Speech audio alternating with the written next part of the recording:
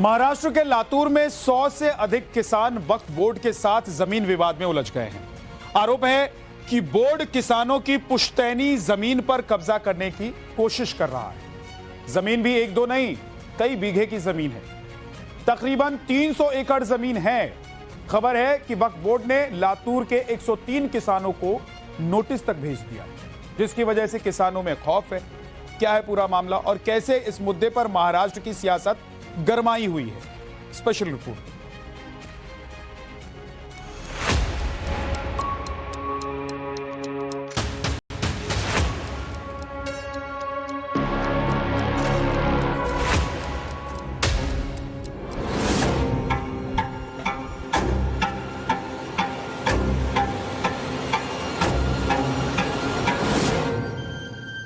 वक्फ board ने बहुत बदमाशी की है, जबरदस्ती अतिक्रमण करके वक्फ बोर्ड ने अपना नाम डाला है। तो ये नोटिस जो है वो डस्टबिन में चले जाता है। यह सरकार किसानों के पीछे है।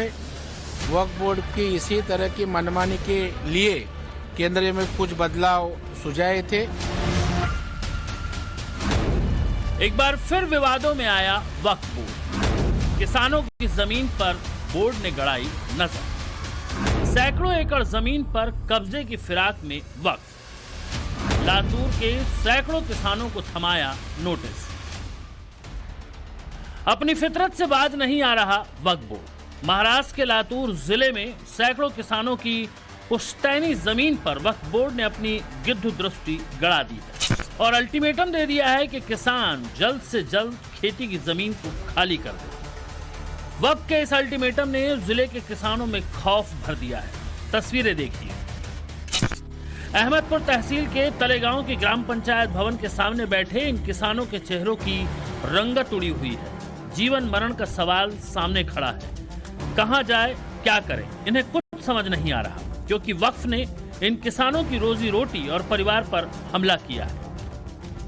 आम्हाला गेल्या 2-3 महिन्याच्या आसपास 103 लोकांना नोटीस आल्या वक्फ बोर्डाच्या। आम्ही आमचे पूर्ण कागदपत्र वकील लावून दाखल केलेले आहेत। आमच्याकडे बैनामे आहेत, 7-12 आहेत। काही जर शासन जर मदत करणार आलं तर मग आम्ही माझा पूर्ण परिवारच घेऊन सण आम्हाला कुठलं तरी आत्मदहन करावं लागेल, त्याच्याशिवाय पर्याय नाही। जिन किसानों को आपने सुना, ये वो चंद किसान हैं जिनके पास नोटिस आया है। लेकिन नोटिस पाने वाले ऐसे किसानों की संख्या बहुत ज्यादा है। जिन पुश्तैनी जमीनों पर वक्फ ने दावा किया है वो लातूर जिले के तलेगांव के किसानों की जमीन है। किसानों को संभाजी नगर के वक्फ बोर्ड ने नोटिस भेजा है।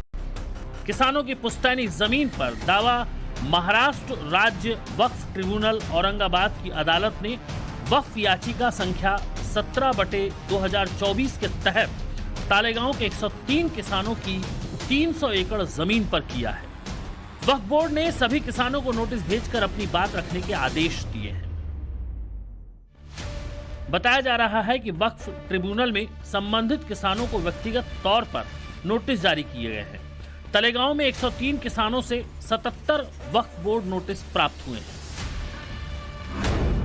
इस दावे के बाद पूरे गांव के 75% हिस्से की जमीन विवादों में आ गई है। तकरीबन 50 किसानों ने वक्फ बोर्ड ट्रिब्यूनल में वकील के जरिए अर्जी डाली है, जिस पर सुनवाई चल रही है। बताया जा रहा है कि इस मामले की अगली सुनवाई 20 सितंबर को होनी है। वक्फ को लेकर कितनी सिंपैथी है कांग्रेस को, पहले जरा उसे सुनिए। सहारनपुर से सांसद हैं इमरान मसूद। सवाल लातूर में किसानों के साथ वक्फ के इस अन्याय पर पूछा गया तो जवाब में इमरान मसूद ने वक्फ की वकालत कर दी। किसानों को नोटिस दिया गया है और कहा जा रहा है कि उनकी जो जमीन है वक्फ की जमीन है। उनका कहना है कि हमारी 3 पुश्तें यहाँ काम कर चुकी है, मजदूरी कर चुकी है, खेती कर चुकी है और अब वक्फ कह रही है कि वो उनकी जमीन है। नहीं, ये नहीं है। देखिए, असल में गलत नैरेटिव क्रिएट किया जा रहा है। कुछ जमीनें ऐसी हैं जिसको सरकार ने, रेवेन्यू डिपार्टमेंट ने वक्फ की उनको ग्रांट कर दी थी किसानों को। 1999 में शायद एक ऑर्डर सुप्रीम कोर्ट का आया कि वक्फ हमेशा वक्फ रहेगा, तो उस ऑर्डर की वजह से वो सब नल एंड वाइड हो गया। तो उस परिप्रेक्ष्य में वो सब चीजें हैं। ये कह देना कि वक्फ की जमीन को, वक्फ किसी भी जमीन के ऊपर अपना दावा कर सकता है, बिल्कुल अनुचित है। जिस लातूर ग्रामीण का ये मामला है, वहां से कांग्रेस को जीत मिली है। कांग्रेस कह रही है कि किसानों के साथ अन्याय नहीं होने देगी, लेकिन वक्फ के विरोध में कैसे खड़े होंगे ये भी सवाल है, क्योंकि कांग्रेस की सारी सियासत तो अल्पसंख्यकों के हितों के इर्द गिर्द घूमती है। मुझे ऐसा लगता है कि इन बातों को हमें और बारीकी से जानना होगा। किसानों से हमने संपर्क किया है, किसानों की बात हम सुन रहे हैं और अगर किसानों की वो ज़मीन है तो वो ज़मीन कोई नहीं छीन सकता। इस पर हम सरकार से, हमारे जो ज़िला अधिकारी हैं उनसे भी हम बात करेंगे। उन्होंने इस पर गौर करके ध्यान देकर इसमें क्या सच्चाई है ये ढूंढकर हमारे सामने रखनी चाहिए। किसी की जगह पे बैठ जाओ, चाहे 10 पीढ़ी बैठ जाओ, तो जगह आपकी नहीं होती है। उसकी सानिशा होनी चाहिए, उसकी पूरी मालूमात निकालनी चाहिए। अगर वो जगह उनकी है किसानों की तो किसानों की मिलनी चाहिए, और अगर किसानों की नहीं है तो जिसकी जगह है उसको मिलनी चाहिए। इधर महाराष्ट्र में महायुति की नई नवेली सरकार बनी है। सरकार बनते ही किसानों का ये मुद्दा सामने आ गया है, लिहाजा वक्फ की मनमानी वाली उस खबर पर सरकार ने 2 टूक चेतावनी दे दी है। वक्फ बोर्ड ने बहुत बदमाशी की है। कई हिंदू देवता की जगह, कई ट्रस्ट की जगह है, हिंदू संस्थानों के ट्रस्ट की जगह है, कई किसानों की जगह है, जबरदस्ती अतिक्रमण करके वक्फ बोर्ड ने अपना नाम डाला है। पूरा इसका